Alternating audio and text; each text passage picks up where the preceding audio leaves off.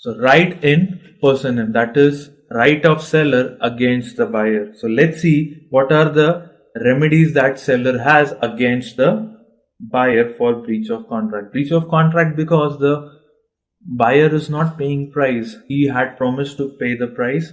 So if he is not performing his side of the contract, it will be considered as breach. First, suit for price.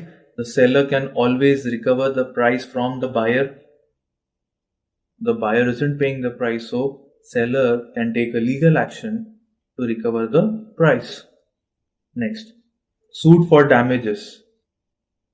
Whatever the losses the seller is bearing, he is incurring because of the non-acceptance of delivery or the non payment of price, because of breach of contract, the seller can recover from the buyer. Third, repudiating the contract before due date. If the buyer, let's say the seller had given buyer 1 month's credit period, and on the 10th day itself, the buyer tells the seller that I am not going to pay you the price. So this will be an anticipatory breach.